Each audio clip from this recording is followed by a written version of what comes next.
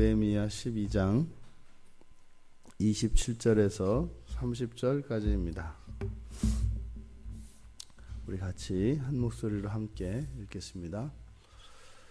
예루살렘 성벽을 봉헌하게 되니 각처에서 레위 사람들을 찾아 예루살렘으로 데려다가 감사하며 노래하며 재금을 치며 비파와 수금을 타며 즐거이 봉헌식을 행하려 하매 이에 노래하는 자들이 예루살렘 사방들과 느도바 사람의 마을에서 모여들고 또 벳길갈과 게바와 아스마의 들에서 모여들었으니 이 노래하는 자들은 자기들을 위하여 예루살렘 사방의 마을들을 이루었음이라. 제사장들과 레위 사람들이 몸을 정결하게 하고 또 백성과 성문과 성벽을 정결하게 하니라. 아멘. 크게 즐거운 봉헌식을 올리고 있습니다. 지금 이스라엘 백성들이 성벽을 봉헌하고 있는 이 장면은 마치 오늘날의 예배의 모범을 보는 것과 같습니다. 구약의 시대임에도 불구하고 이들이 예루살렘 성벽을 봉헌하는 이 장면이 신약의 예배의 모습과 매우 유사하다고 말씀을 드렸었습니다. 27절부터 41절까지의 내용을 살펴보겠는데요.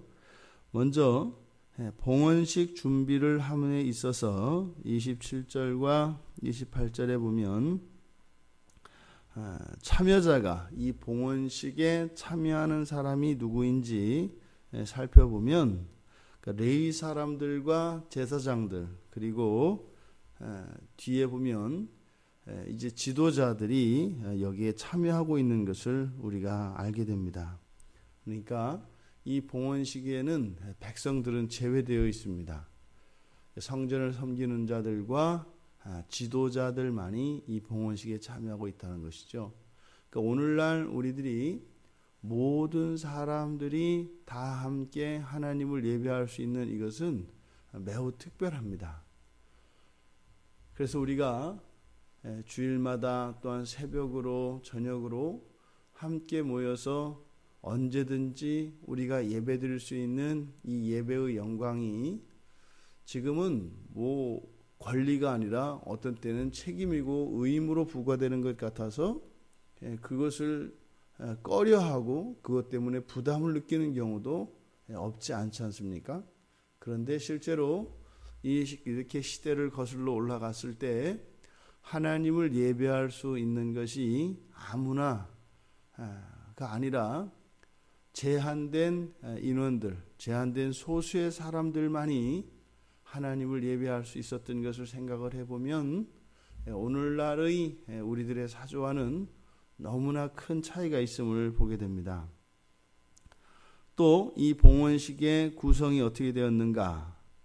그러니까 27절에 레위 사람들을 찾아 예루살렘으로 데려다가 첫째 감사가 있습니다. 감사합니다. 그리고 노래를 합니다. 그리고 악기 연주가 있습니다. 재금과 비파와 수금을 타죠. 그 다음 즐거운 마음이 있습니다. 그러니까 즐거이 봉헌식을 하며 감사와 즐거움이 이 봉헌식에 참여하는 사람들에게 필요한 것이었다라는 것을 이렇게 행하려 하매라고 표시하고 있습니다. 이 봉헌식의 준비를 위해서 또한 사전에 준비되어져야 할 것이 있는데 각처에서 레위 사람들이 모이고 또 제사장들이 몸을 정결하게 하는 의식을 합니다. 그러니까 정결하게 하는 의식은 목욕을 말하는 것이죠.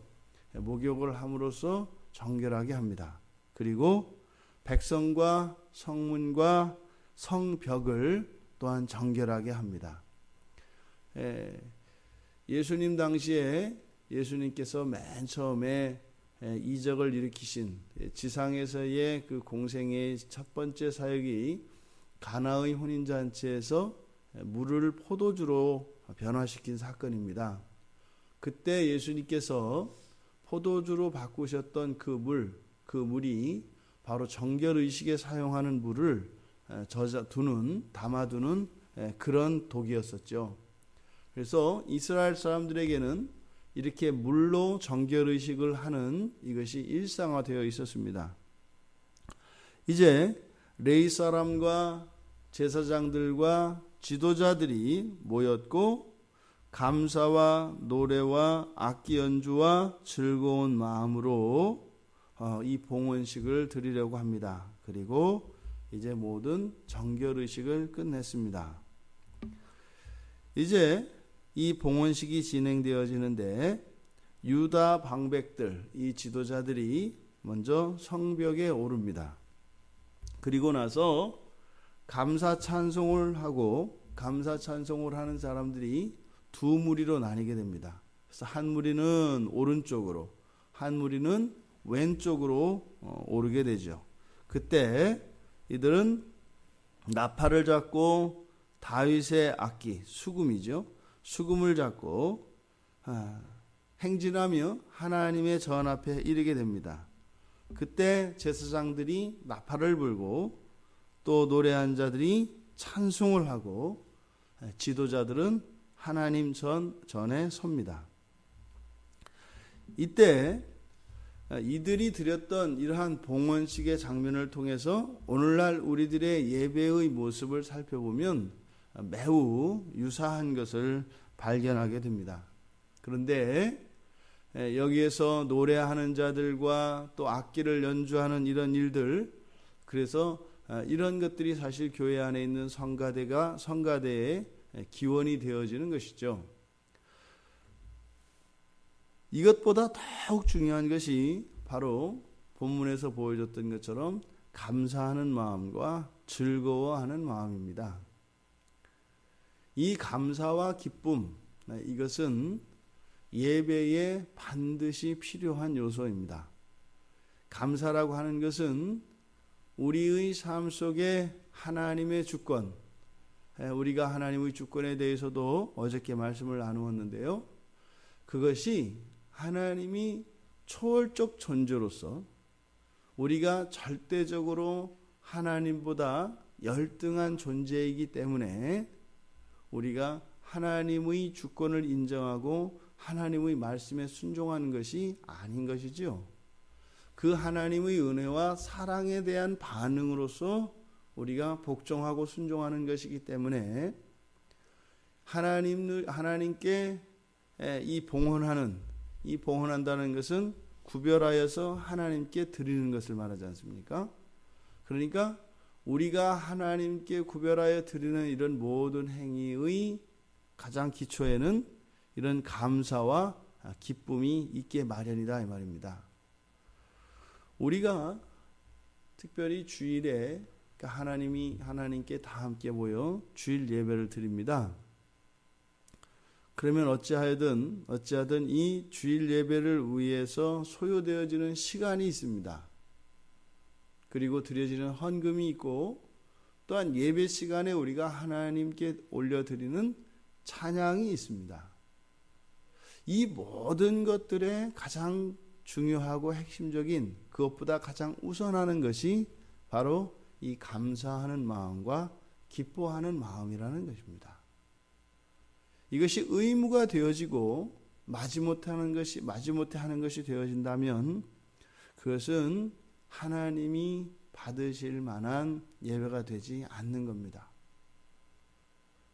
만약에 평생 동안 예배를 드렸는데 이러한 기쁨과 이러한 감사가 없었다라면 평생 동안 드렸던 그 예배 가운데 하나님이 받으실 만한 예배는 없는 것이 되죠.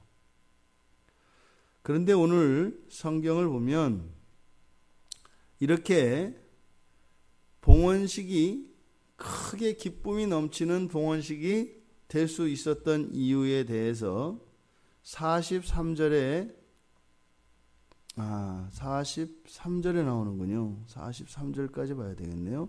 43절에 보니까 이날에 무리가 큰 제사를 드리고 심히 즐거워하였으니 하나님이 크게 즐거워하게 하셨습니다. 이렇게 이야기를 합니다. 부녀와 어린아이도 즐거워하였으므로 예루살렘이 즐거워하는 소리가 멀리 들렸느니라. 지금 43절에 보면 이 즐거워한다는 이 말이 굉장히 반복되고 있습니다. 그러니까 한 절 안에 이렇게 세 번, 네 번이 사용될 정도의 강조되는 경우는 성경 전체에서 매우 드뭅니다. 그러니까 이 봉헌식에서 요구되어지는, 즉 봉헌식에 필요되어지는 준비로서 즐거움과 감사의 마음이 반드시 있어야 하는데 그것은 또한 봉헌식의 결과이기도 하다 이 말입니다. 보통 우리가 은혜를 받았다고 이야기를 하죠. 그 은혜를 이루고 있는 그 구속 요소에 이런 즐거움이 우리 안에 있다는 겁니다. 그런데 그것의 원인이 무엇이라고 이야기를 해요? 하나님이 크게 즐거워하셨기 때문이라고 합니다. 그러니까 우리들의 즐거움이 이 봉헌식의 사전 조건으로서 이런 봉헌식을 위한 준비물로서 즐거움이 필요하고 또 그것을 통하여 온전한 그 봉헌식, 온전한 예배를 통하여 하나님이 즐거워하시고 그 하나님이 즐거워하시는 그것이 원인이 되어서 또한 그 예배자들에게 더 큰 즐거움이 된다는 겁니다. 예배에 참석한 사람들은, 이 봉헌식에 참석한 사람들은 누구였어요? 레위 사람들과 제사장들과 지도자들이었습니다. 이들의 즐거움, 이들의 감사, 그 다음에 찬송, 악기와 노래가 필요했는데 그 결과로 그 봉헌식을 기쁘시게 받으신 하나님의 즐거움이 온 백성에게 퍼져나가는 것을 보게 됩니다. 이것을 오늘날 확대 적용하면 우리 그리스도인들이 제사장들이지 않습니까? 우리 제사장들의 온전한 예배가 드려진다면 하나님의 즐거우심, 하나님의 기쁨이 나타날 수 있다면 어떻게 해요? 온 나라, 온 백성이 즐거워진다 이 말입니다. 이게 놀라운 일이죠.